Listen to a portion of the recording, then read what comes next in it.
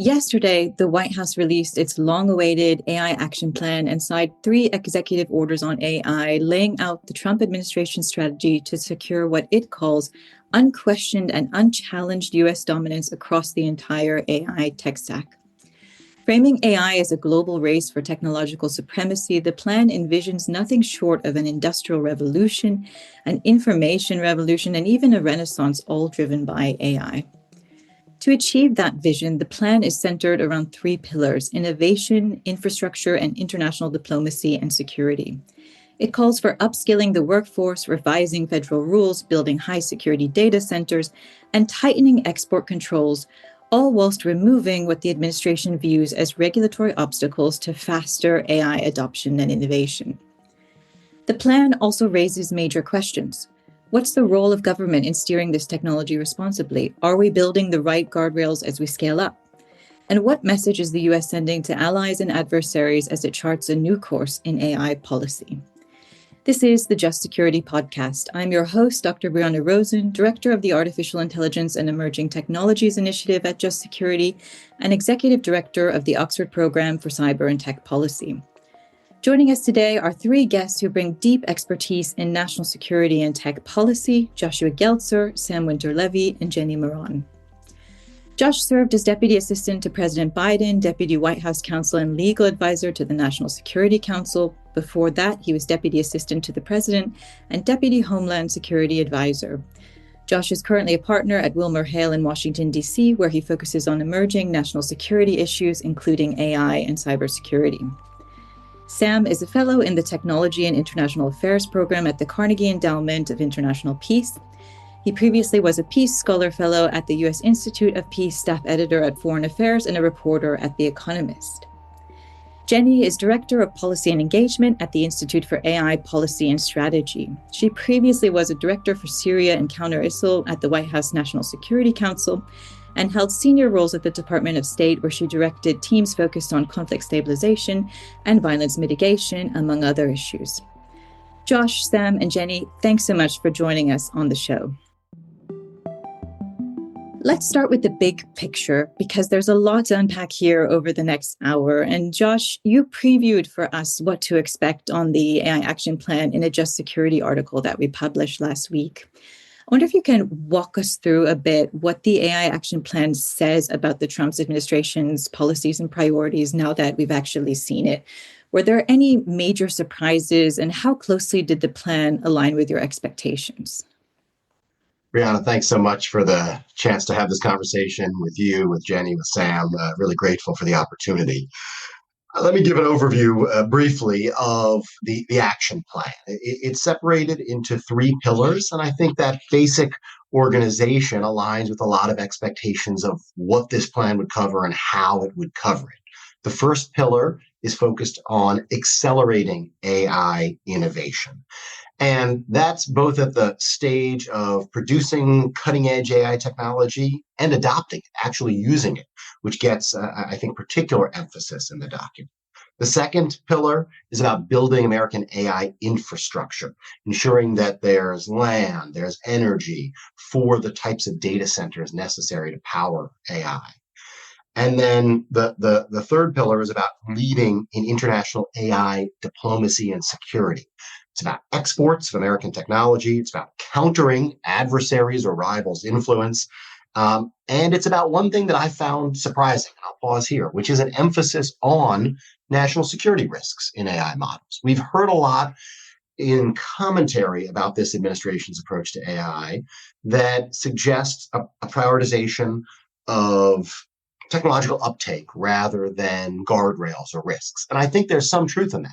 But there is quite a bit in that third pillar about not just national security and other risks associated with AI, but even a quite prominent U.S. government role in evaluating those types of risks. And that jumped out at me as a bit of a surprise. Right. And we're going to get into key takeaways from each of these 3 pillars as the conversation unfolds. But before we do that, I just want to stay at the strategic level for another minute or two. And turn to Sam to about this opening call that we heard in the plan, this call for unquestioned and unchallenged U.S. dominance across the AI stack. Sam, you've written a lot about AI, US AI leadership and the geopolitical strategy. How does this framing kind of set the tone for the new Trump administration strategy on AI? And is it a productive way to think about global technology leadership, framing it from the start as this kind of global race? Yeah, thanks so much. Thanks so much, Brianna. It's a pleasure to be here with you all. So I would say every US government strategy document talks about the importance of kind of winning the AI race. I think that part of that is just kind of part of the course with a strategy document like this. I think, what it means to win this race is not necessarily always kind of theorized in especially detailed ways. And I think, sometimes there can be risks to framing the entire AI competition as a race. Not every element of it is zero sum. There's going to be some degree of US-China cooperation, some degree of US-China cooperation will be kind of key to managing an AI future. But that said, I think there's kind of a broad bipartisan recognition that AI really does present extremely serious kind of national security challenges. And there's broad bipartisan consensus that there would be kind of major risks to US national security interests if US competitors were to take the lead on this technology. So I think some degree of emphasis on winning a race here is entirely appropriate.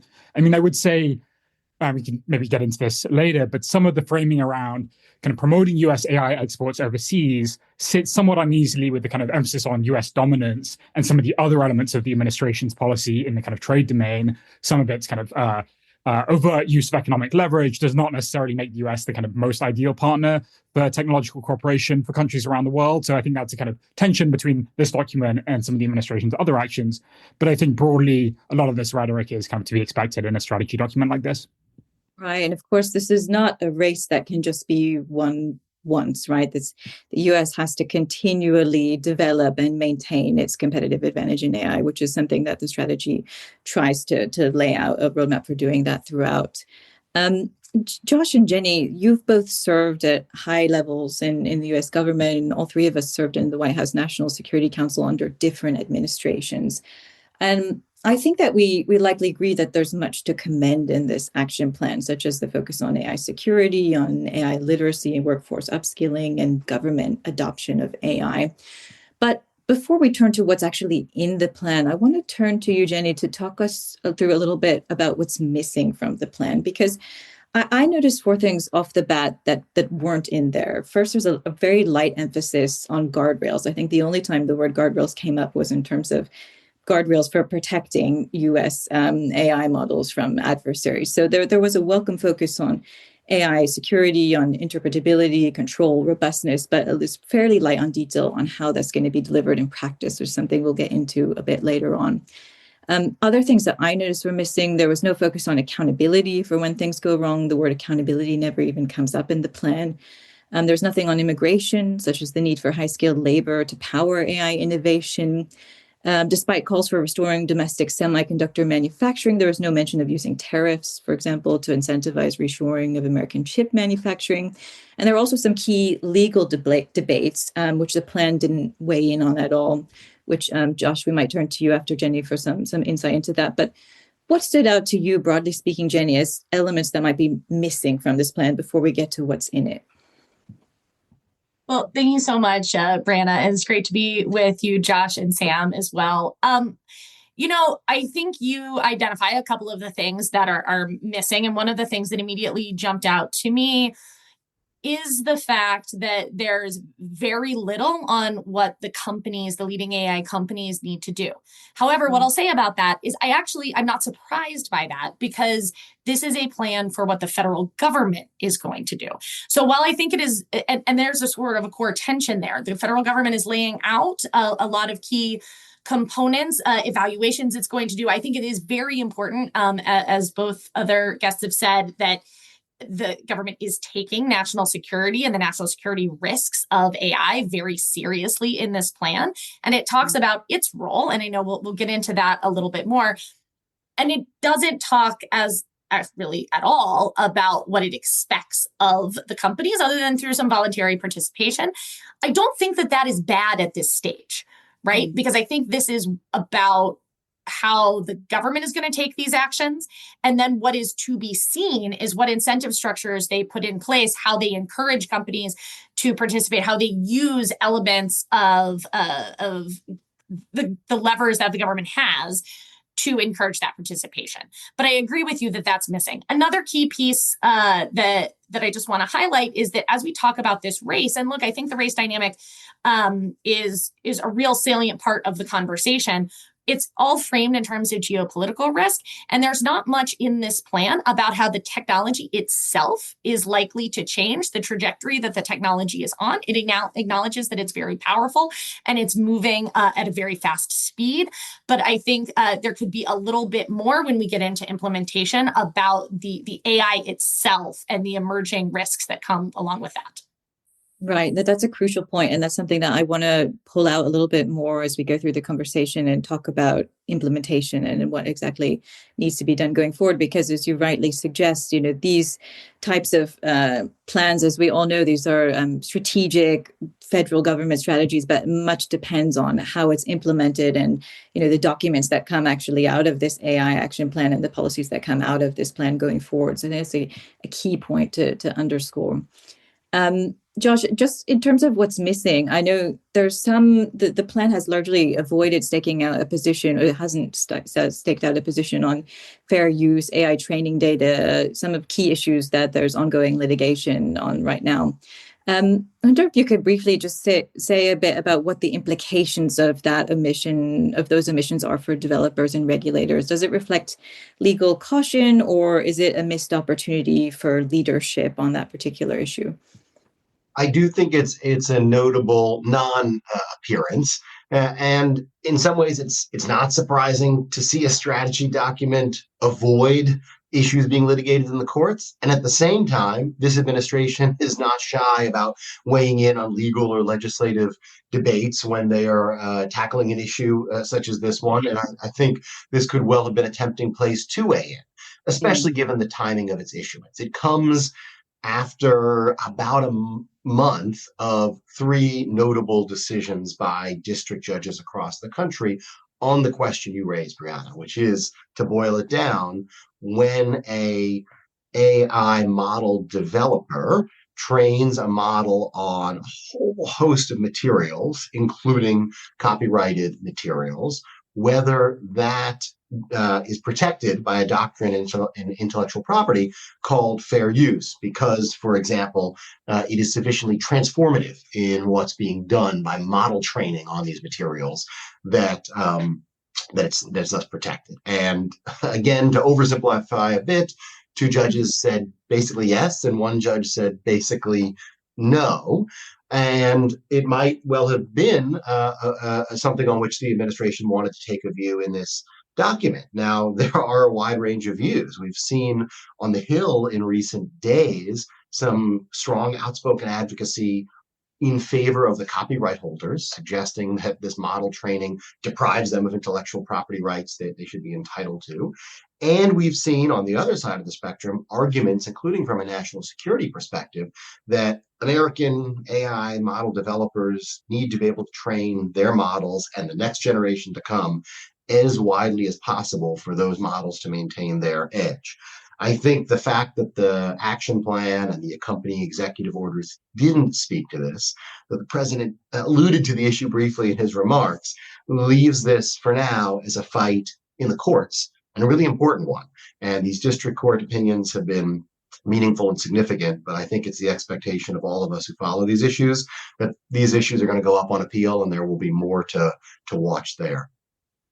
Yeah, and maybe that's a good segue into Pillar 1 on innovation, because the action plan lays out a very ambitious push for U.S. dominance, deregulation, strategic use of open weight models in this pillar, but it steers clear of some of these thorny legal questions that you raised, Josh. And one of the things that struck me reading through Pillar 1 is this idea that the administration will actually direct agencies to withhold some AI-related federal funding from states that have overly, in their words, burdensome AI laws. And it's funny because it's almost like a way to get around the 10-year moratorium. So Congress stripped the 10-year moratorium on state-level AI regulation from the Trump administration's One Big Beautiful Bill. And now the administration almost seems to be kind of reviving that idea in a different form through executive action by using procurement channels and federal AI-related funding as a lever to kind of push states to regulate less on AI. Just staying on you, Josh, for a minute, how does this strategy align with federalism? What challenges, if any, does it raise, particularly as AI-related funding is likely to expand exponentially in the future?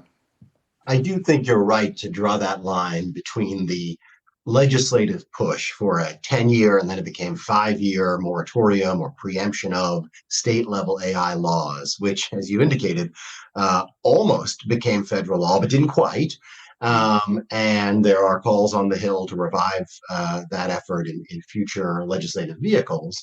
But you see here, just as you said, Brianna, I think executive attempt to do something similar. And I think it's one of the more legally interesting, legally tricky parts of the action plan. So the action plan's pillar one, just as you said, calls on the Office of Management and Budget to work with the parts of the executive branch that have AI-related discretionary funding and consider whether to withhold that funding if they regard a state's AI regulatory climate or regulatory regime, those are the two phrases used, as hindering the effectiveness of that funding or award. And just as Jenny said before, so much here needs to be watched in the actual implementation. Because there's one way to read that says, of course, the executive branch doesn't want to award funds that will then be wasted or undercut by state law. Right. On the other hand, there's a way to read that really raises some very tricky constitutional questions about whether these funding streams, these grant streams are being exploited, in essence, as a matter of federal policy to attempt to coerce or commandeer states to take particularly legal approaches when they are otherwise entitled to take other approaches. And I do think that is one to watch in its implementation, not just for what it means as a matter of policy, but for some tricky legal questions it could raise. Right. And of course, that's also putting that into broader context that the AI action plan overall calls for removing references to misinformation, DEI, climate change from federal AI standards, and also aims to promote what it refers to as ideological objectivity in large language models. So there's kind of this broader push beyond just trying to dictate, seemingly, to states to decrease regulation. There's this broader push towards deregulation in this space in particular ways. And one of the other ways that the AI action plan tries to do this is through federal procurement channels. So there's the federal funding lever, but then there's also the procurement channel lever, where in Pillar 1, there's a mandate that government should only contract with LLM developers whose systems are quote unquote objective and free from quote unquote top-down ideological bias. And I think that top-down phrase is quite key there because, of course, as you all know, bias can emerge from the training data itself as the model adapts and learns. So it's not just being set at the kind of developer company level. But given how contested some topics are, like climate science and other topics, and it's very difficult to kind of define what objective truth is when it comes to these systems. I wonder, Jenny, if you can walk us through a bit whether this is a workable standard and how we should think about this in terms of the potential First Amendment implications of enforcing it. I think I'm going to defer the First Amendment implications to Josh, but looking at this, I think, Brianna, you hit the nail on the head. Part of the question is really back to the interpretability of what these models are in fact doing, why they say the things they do. And so I think the standard is going to be difficult. I think the way that they wrote the executive order seems to give some space for figuring out the top-down component. As you mentioned, the developers need to show sort of what they put into their training data. But to me, the most important piece of this is that it really shines a light on how difficult it is to develop these systems and to understand what they are doing. And so as we go forward with this, and if they're going to want to continue to take this approach, investment in R&D, which is another part of the plan, seems to me like a really critical part of the equation here. Yeah, and I mean, Josh, do you have any thoughts on the First Amendment question that you want to weigh in on briefly there? I do think you pointed to another legally intriguing piece of the action plan and an accompanying EO that was focused on this anti woke notion. Just briefly, the case law suggests that with respect to procurement, the courts often give the executive branch significant latitude when the government is spending its own money to, in essence, adopt a viewpoint in doing so. But the courts have also said, on the other side of the spectrum, that when procurement is being exploited, kind of used to reach beyond the scope of the contracting program, let's say, to reach out and alter a private companies or other entities' operations more broadly, that goes too far if it touches on constitutionally protected issues, such as things of expressive content or value, as model training seems to be. And so I do think this approach to procurement, which is given a little more detail in the accompanying EO, is one where there will be legal fights to come potentially. The EO calls for, again, the Office of Management and Budget to issue further guidance for implementation within 120 days. And that guidance, among other resources, I think will be worth watching, especially for those seeking to continue contracting or begin contracting with the government for AI products and services. Certainly a key thing to track as we look at implementation going forward. I want to shift gears slightly under the same pillar because another big emphasis in the document is this focus on championing a US-led open source ecosystem. This idea that open source and open weight models, which are freely available for anyone to download or modify anywhere in the world, has this real geostrategic benefits in terms of spreading US values and projecting both soft and hard power. So I want to turn to you, Sam, for a minute without getting into all the details of the open source versus closed source debate, which we could have a whole podcast on separately. In your view, does the plan generally strike the right balance between promoting open source innovation and preventing adversaries from exploiting that openness? Because as we'll get to in a little bit later in the conversation, there is also quite a heavy focus on AI security, which is welcome. Yeah, so the plan is, as you pointed out, it's generally very positive on the benefits of open weight models. It recognizes correctly, I think, that there are real risks to ceding the kind of open source landscape worldwide to Chinese firms who are currently kind of very competitive, if not at the very in the lead in the open source when it comes to open source models. And the US government, I think, does have an interest in making sure that the open source models that may underpin a lot of global standards are American rather than Chinese. And the plan lays out kind of various ways to increase investment in open models. And I think those proposals have been generally well received by the expert community that works on those issues. I would say that realistically, I think the government has kind of relatively limited levers here when it comes to kind of promoting open source. I think most of these decisions, it can incentivize open source at the margin, but I think most of those decisions are going to be commercial ones by the companies. And I think you're right that while in general the plan is quite attuned to the kind of national security risks of some of these models, it doesn't say anything about the risks of open source models.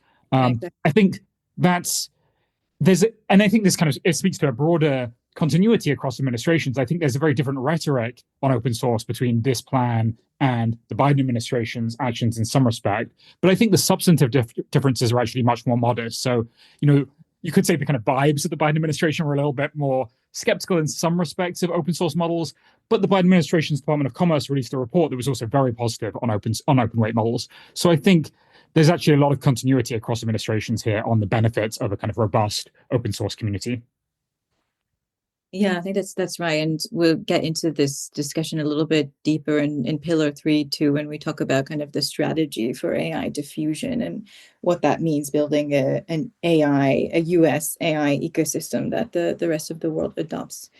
One other thing that struck me in Pillar number 1 was, of course, there's this big push on workforce upskilling, AI literacy, and integrating AI into federal workflows. And I think, there was a couple of positive and long overdue aspects of the plan that struck me here, like the call for a joint DoD-IC net assessments, examining the comparative level of adoption of AI tools, not just by the US, but vis-a-vis its competitors and adversaries, national security ecosystems. That's something that's long overdue that I think is critical in terms of from a national security perspective. But there were other elements that slightly concerned me a bit, I guess because they weren't fully fleshed out in this document at least, such as the call for automating operational workflows in DoD without any kind of corresponding discussion of what the guardrails should be for that.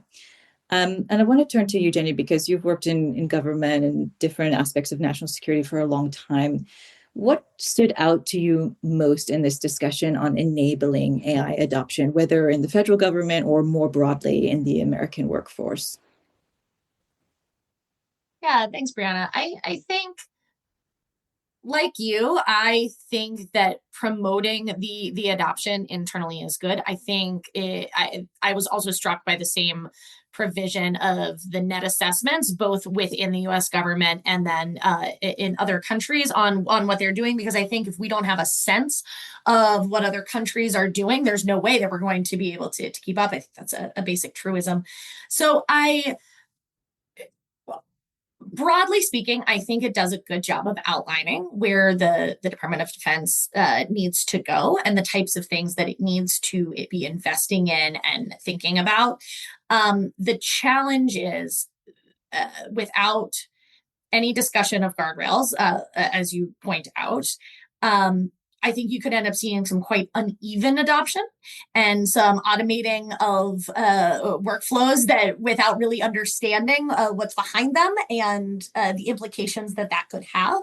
And so there's large sections, and again, we'll get to it later, but on evaluations and on test beds and I think those are going to be critically important to even help inform not just sort of what the frontier companies are doing and what companies are doing, but how DoD chooses to integrate this into its own systems. And once again, I think that the idea of adoption only works when paired with some of the other components of the plan, such as ensuring the systems are secure and reliable, given their very high stakes usage. Right. And again, those parts are underspecified, but they provide the hook that I think that DoD needs to really lean in to figuring out where and when and how they can use these systems. One thing I would also point out, and this is more on the congressional side of life, but the NDAA that is in the Senate right now has a lot on AI for DoD, particularly around, in some ways, cleaning up the whole variety of different shops and efforts that they have underway and how the services are approaching DoD or AI in different ways. And so I think when paired, if you think about what's happening in the Senate and some of the provisions there, along with the action plan, it actually does give DoD some pretty clear direction. Yeah, that's a really good point, Jenny. And I think just as you say, this idea of adoption across the interagency and what does that look like, and how can the Trump administration assure that that there's some kind of coherent adoption more broadly. You can see elements of that a little bit foreshadowed in the AI action plan, but I think you're right to point out that there's other areas where that guidance is being developed in greater depth, but certainly a key area to watch going forward. And the other point that you made about, we can't have robust and AI integration into federal workflows without talking about AI security. I think that brings us to one of the plan's strongest points, in my view, which is this call to invest in interpretability, control, robustness. There's quite a bit on AI security throughout different pillars, especially for frontier models used in sensitive national security contexts, such as in defense or intelligence. And the term secure by design appears several times in the document. But I think my question reading that is kind of what is that going to mean beyond the rhetoric? It sounds really good on paper, but in terms of the practical steps that they're taking. And Sam, I wonder if you can walk us through this a little bit, because, they outlined a DARPA research program, they outlined a planned hackathon, but there didn't seem to be much roadmap beyond that. Like the sentiment for increasing AI security was good, but do you think that the follow through, the groundwork that's actually laid out in the document is sufficient for the kind of breakthroughs in AI security that we need, or do you think it falls short of what's required given what's at stake here? Yes, I think, as you point out, a lot of this is going to depend on implementation. I think the plan strikes all the right notes when it comes to interpretability research, control research, robustness of AI systems. And I think, a lot of the AI safety community, who've generally been quite critical of the Trump administration, have actually welcomed many elements of this plan because of that.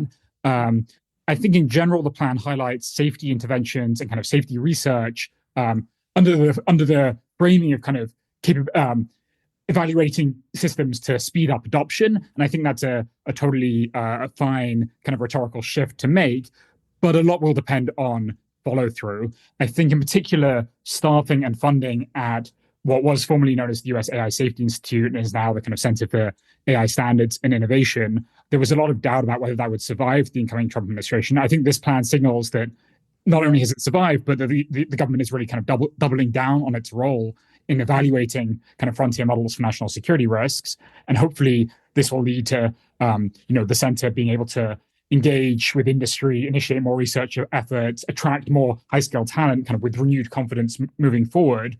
But I think a lot will depend on the kind of follow through, on the kind of hiring authorities, on the funding that they get. So I think there's a lot that's kind of extremely sensible, a lot to like in this regard, but it will all depend on implementation.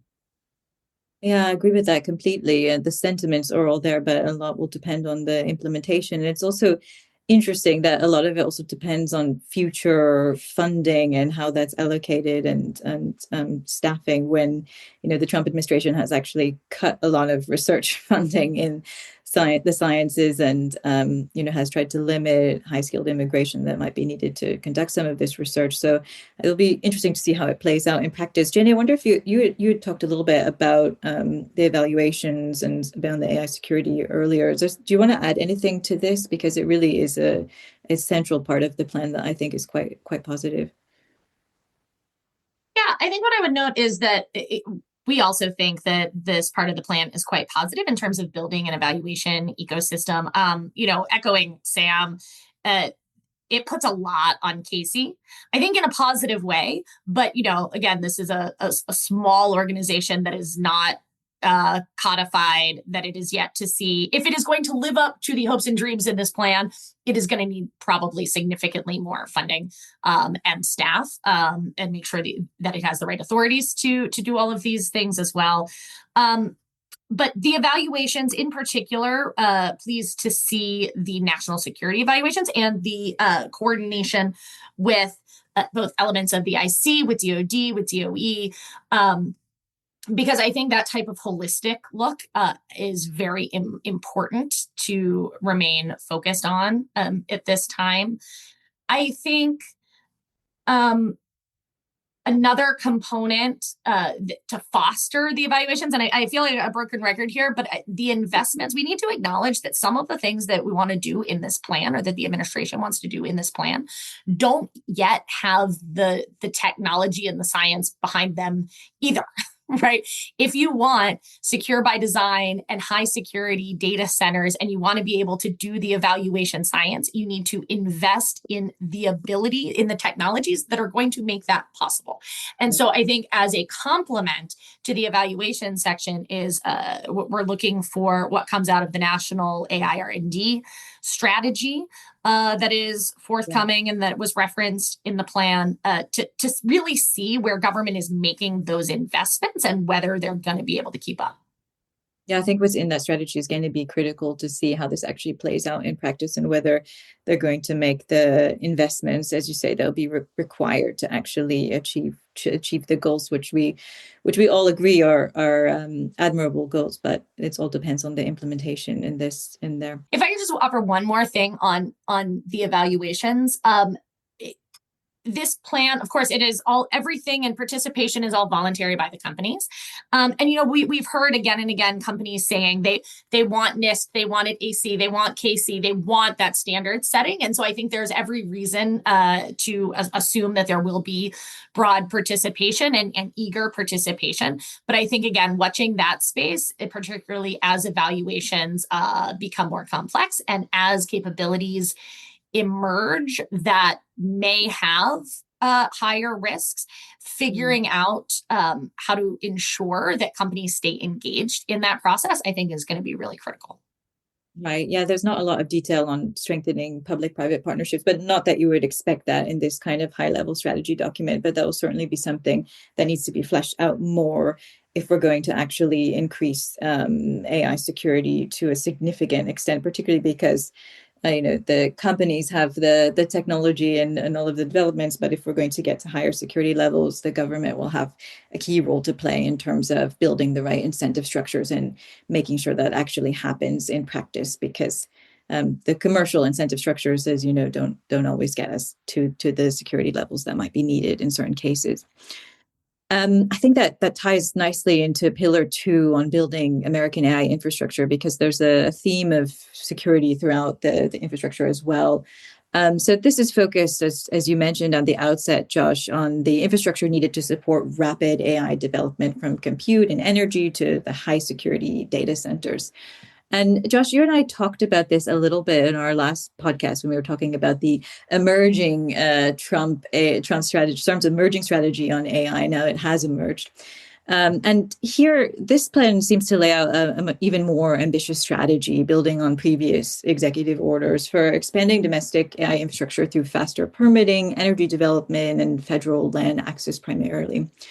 And it's quite clear that we need to do this in some ways, right? Because, Anthropic estimates that by 2028, the US AI sector could require at least 50 gigawatts of power, which is roughly the output of 24 Hoover dams. So it just underscores how energy and land intensive scaling up at this level will be. But I wonder if you can walk us through briefly, what are the strategic, environmental, governance challenges of scaling up this quickly? And even more importantly, have we reached the limits of what executive action alone can realistically achieve in this space? I think you've teed it up perfectly, and it does pick up on the conversation you and I had previously on this podcast, in which quite early in this administration, the Trump's Energy Department pulled forward a late Biden initiative to make available federal land for the private sector to use to meet all those needs you've just described so well. And so the action plan goes further still. It was accompanied yesterday by another executive order called Accelerating Federal Permitting of Data Center Infrastructure, which, though it technically revoked the late Biden EO, in fact, moved forward the overall effort, just as the earlier RFI from the Department of Energy had done. And I think what you see from the combination of the action plan and the executive order is a sense of wanting to cut through the delays, the obstacles, the challenges that exist, even when the federal government wants to boost the private sector in using American land here domestically, and energy resources to power the next generation and the generation beyond that of AI. That said, cutting through permitting, it sounds abstract, but permitting, all different types of permits, stand for something. They serve and promote some sorts of values, and these things are trade-offs. So when one eliminates or reduces the permits required by, let's say, an environmental regime, one is hitting a different balance between AI infrastructure development and environmental protection. Or when permits are there to promote or foster clean energy use, one is striking a different balance between ensuring that there's energy available for AI data centers and overall promoting clean energy. This administration, while overall wanting to power domestic AI infrastructure development, has definitely struck that balance in a different place from its predecessor.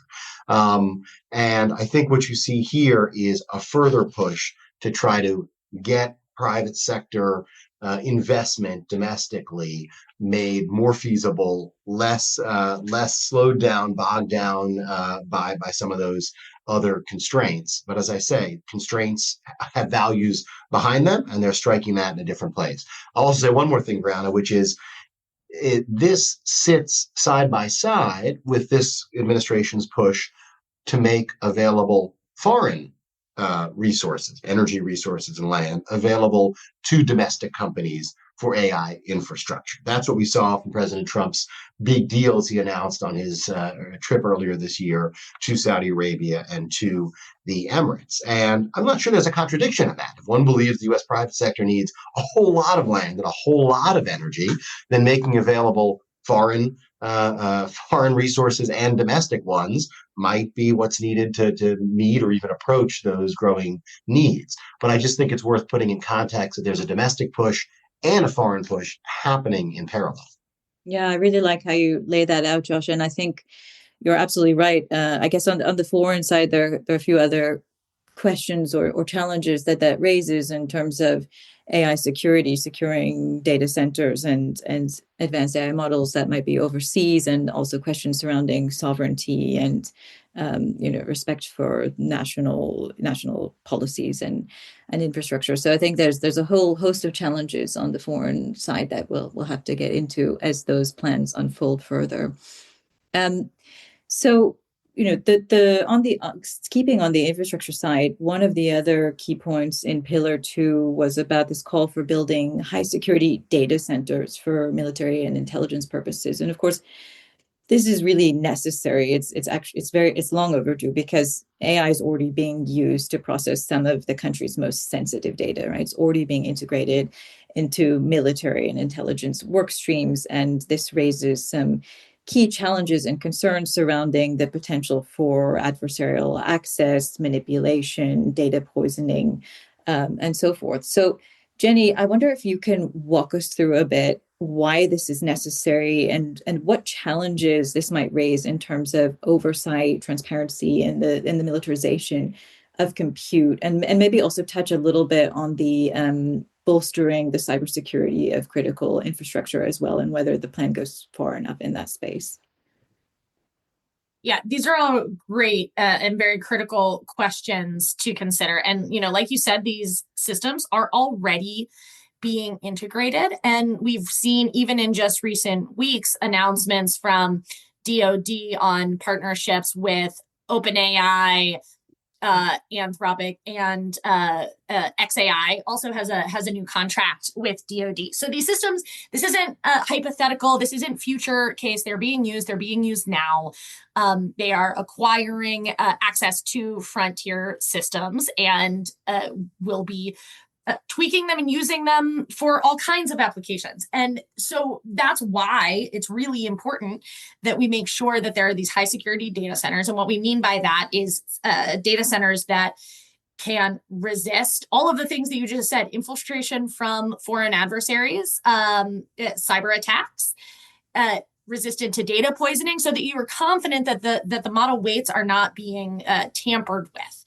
That's going to also take important controls internally in terms of who has access to these systems and to maintaining the systems. As I mentioned earlier, one of the challenges with data center security is that some of the technology that we're really going to want to secure the model weights and just ensure cybersecurity here is still in development.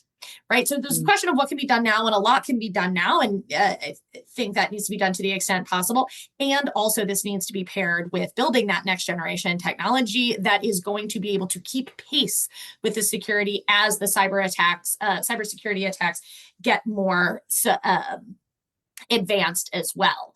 On the cybersecurity piece is one of the components that I appreciate about the plan is that it acknowledges the importance of cybersecurity and the need for better info sharing. The creation of the AI Info Sharing and Analysis Center is very, I think, important in this regard.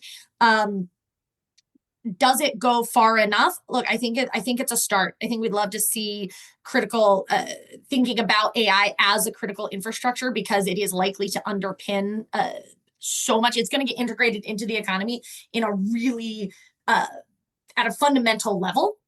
And so we need to be thinking about it at that type of scale. And I think this plan starts to move in that direction, but there's still a ways to go. Yeah, absolutely. And the point that you've raised a couple times throughout, I think is so key, that we need to be preparing not only for the technology that we have now today, but the technology that we're going to have tomorrow, that we're going to have a year from now.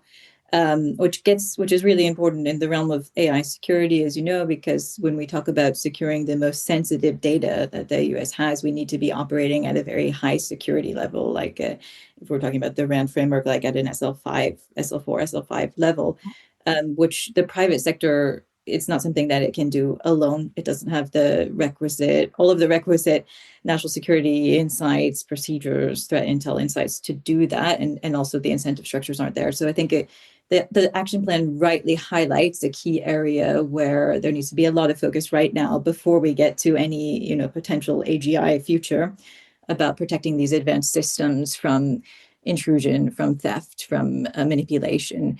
I think that, as we've said throughout, the devil is in the details, and there's not detail here, which we wouldn't expect there to be, on how those private public sector partnerships will emerge. What are potential trade-offs in terms of the administration wanting to go really fast in terms of scaling up adoption and innovation, but also that can come at a cost of security, because, as you know, Jenny, and well, Josh as well, when you're trying to secure these types of facilities, that can often be like a lengthy process, just in terms of even getting clearances at the right level for the right personnel. So I think there's a lot more to unpack here going forward. And I think on the cybersecurity side, probably there's not enough in the document now to tell us whether they're on the right path. Information sharing is great, but considering the fact that the administration has been cutting CISA and cutting some cybersecurity resource funding more broadly, I think there's a real question there going forward about, yes, it's the sentiment is right. We need to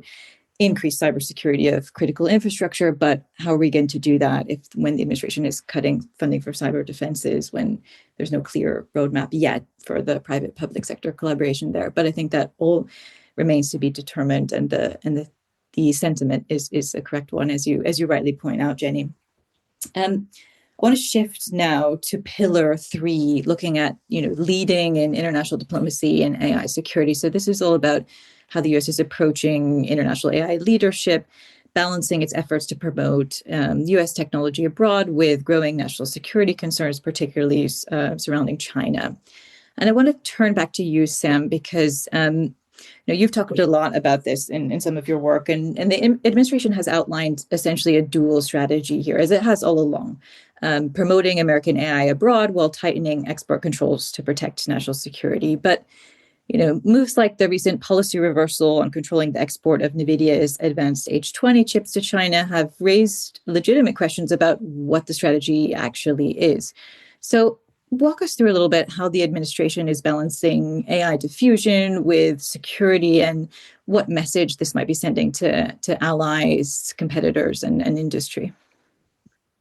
Yeah, so I think this question of how to kind of balance the promotion of AI exports overseas with the desire to kind of control an advanced technology that could have major national security implications is a kind of tension that the Biden administration grappled with, and it's one that the Trump administration is also confronting. And I think here there are kind of really 3 big tensions both within the AI action plan and between the AI action plan and the kind of broader actions of the administration. The first is the kind of one that you pointed towards with regard to the H20 chip. So the AI action plan points out that advanced AI compute is essential to the AI era. Denying our adversaries access to this resource is a matter of geostrategic competition and national security.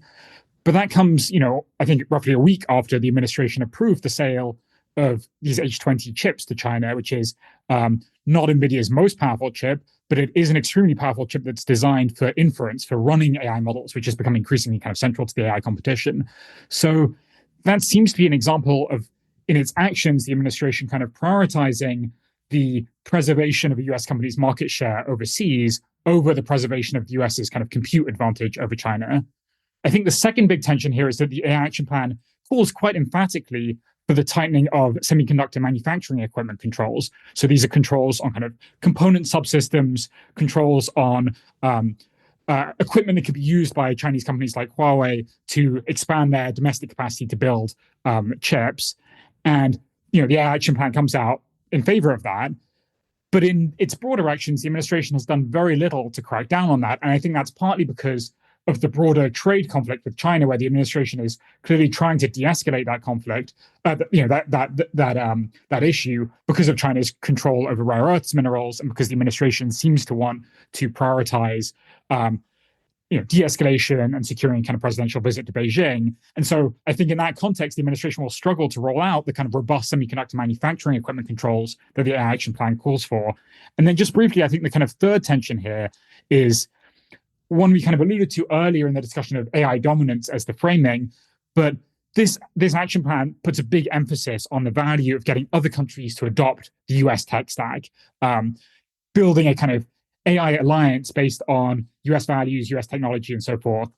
And again, that's a slightly awkward fit. It's certainly not an awkward fit with the administration's kind of export promotion efforts in places like the Gulf, but it is an awkward fit with some of the administration's more kind of coercive economic tools in the broader kind of trade war with countries like Europe and elsewhere, where you're starting to see more anxiety in foreign capitals about kind of dependence on US cloud providers. And so there's a little bit of a tension there between, the US is kind of flexing its muscles in the economic policy domain elsewhere, and the desire here to get all these countries, using the US tech stack. And I think those are some tensions that are going to be, I think they reflect tensions within the administration that are going to continue to play out in the kind of coming months. And I think that's something to track moving forward. Yeah, absolutely. I mean, the diffusion of American technology, it seems like a worthwhile goal, but to build that ecosystem, based around US values, but there seem to be a little bit more on the detail on the export controls and, the aspiration for US allies to adopt US technology and align with the US ecosystem, but not a lot of details on how they would incentivize US allies to do that, given, as you mentioned, Sam, some of the other trade wars that are ongoing and questions and concerns about technological sovereignty, which is a key concern in Europe, in the UK, and elsewhere. So I think it will be a challenge going forward. It's easier said than done, as with a lot of these things. But just to follow up on something you said, so you mentioned China, and of course, when we're talking about the global AI race, we're often talking about the contest between US and China. This strategy struck me as being fairly balanced on China overall, and not much of a shift from the Biden administration, besides perhaps a little bit of rhetoric. I'm curious, Sam, if you saw that any differently. And also if you can briefly talk a little bit about why it's so important that the action plan focused on exporting the full AI stack as opposed to just raw chips or frontier models. Yeah, so I think in its rhetoric on China, I think there's a lot of continuity with the Biden administration. A lot of the export controls on China were actually started in the first Trump administration. They were expanded in the kind of Biden administration, and it remains to be seen their future under the current Trump administration. But I think there has been kind of bipartisan consensus on the importance of kind of limiting China's access to advanced AI computing power across administrations for a while now. So I don't think it's surprising that the action plan kind of strikes some similar notes to past US strategy documents in this regard. I think on the point about the importance of providing full stack AI solutions, I think it sort of remains to be seen how that will be implemented. I think there's a kind of couple of ways to think about that. One is as a response to a sense that while the United States may be leading when it comes to the development of kind of frontier AI models, the kind of most powerful, most exquisite models, China has a really competitive hand to play when it comes to promoting AI solutions below the frontier. And one way China has done that in the technological domain elsewhere is through these kind of complete deal packages that China will bring to other countries. And so this emphasis here in the action plan on promoting a kind of full AI stack solution could be interpreted as a way to kind of try to respond to this kind of deal package approach that China has brought to bear elsewhere. I think another way to think about the full AI stack solution, as opposed to just selling chips, is that when you sell chips directly just on their own, that comes with risks of chip diversion, potentially to China to kind of get around export controls, or remote access by by China or by other US competitors to the data centers in which those chips are housed. If instead you're exporting a kind of full AI stack, understood as potentially a chips packaged in a US data center operated by a US hyperscaler tied to applications that might work with a kind of local government or a local company, but that's kind of meeting a specific economic and political need.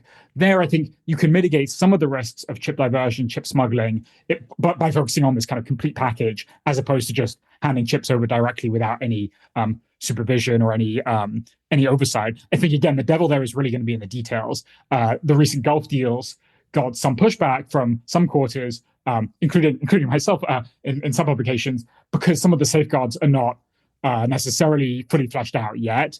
And so how this kind of full stack AI export solution really materializes, I think a lot of that will depend on the details. And I think that is a way to kind of balance the promotion of US AI exports with mitigation of some of the risks of diversion and misuse, but it has to be done well by the interagency process. Yeah, it's really interesting. And you wrote, of course, a great article on the Gulf AI deals for security a little while back, which I encourage people to read. But the point that there are economic reasons for exporting the full stack, but also security reasons, and looking into those potential trade-offs with that more broadly, I think is quite a good point. As the US tries to build up its own AI ecosystem and export that and get other countries to adopt that more broadly, rather than China or some other countries' AI ecosystem. But so a thread that's run throughout this conversation, throughout all of the pillars, is this idea that implementation is going to be critical going forward. I think we generally agree that many of the aspects of the AI action plan are commendable and balanced, and generally where the technology sector, academia, and others see the need for this to unfold. And there are a few areas that we also highlighted that are missing in this AI action plan. But I want to end the conversation on implementation. So, as with any sweeping federal strategy, much depends on what happens next. And we've talked about it a bit throughout the conversation, but just to recap, and by way of kind of concluding the discussion, I wonder if we can each go around briefly and just say, what signs do you think we should be looking for to gauge whether the AI action plan will lead to meaningful policy change in this space or remain more symbolic? And I'll start maybe with Josh, and then Jenny, and then closing with Sam. I'll take one of these, which is dollars, to watch the money, because strategies are good and they're important, and they give those who serve in the executive branch a sense of direction, as well as those beyond in the private sector and on the Hill, a sense of where the executive branch is attempting to go. But dollars matter a lot, and dollars matter a lot, especially for this type of strategic level document. And when it comes to fostering new workplace training as AI changes the American workplace, when it comes to building, as Jenny was talking about, the sort of secure facilities where there might be enhanced public-private collaboration using cutting-edge AI, when it comes to making possible the sort of development domestically that sometimes can be comparatively expensive, which is why there's an effort to offshore certain operations. If dollars flow towards what are described as priorities here, those priorities are more likely to get realized in a meaningful way, in a way that kind of bends the curve of America's AI prominence. If what's set out here is implemented in a coordinated way, but without resources behind it, that's going to look very different. Jenny, what's your views on implementation going forward? What's one of the key things we should be watching? You mentioned a couple. Yeah, obviously what Josh said is completely correct. And I believe somebody has said a plan without a budget is just a press release. And so I think that is a really important component. Other things I'm going to be watching, one of the things that has already struck me is we have this plan. We've talked about a lot of components in it. A lot of the components have talked about were not in any of the EOs that were released yesterday, right? Yeah, so what other implementation hooks or direction are going to be given to agencies? Will we see some of these other components show up in future executive orders? Will there be NSC processes run around them? Agencies are put on the hook in some way by being called out in the action plan. But there are a lot of strategies in the federal government, a lot of very good ones, a lot of things that have a lot of the right rhetoric. But what actually takes priority ends up being decided by leadership in agencies, by where they put the dollars and by where they put these additional hooks. And so that's what I'm going to be watching. Yeah, absolutely. And Sam, so what struck you in terms of what's needed next to implement some of these policy changes?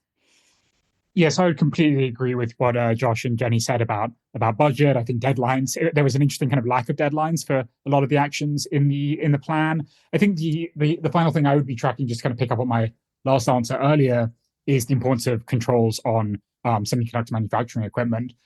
A lot of this plan is framed around the kind of the need for the US to win this race with China. One of the US's kind of key advantages in this competition is its access to advanced AI computing power, and the kind of key way to maintain that advantage is by controlling China's ability to kind of indigenize the semiconductor manufacturing equipment supply chain.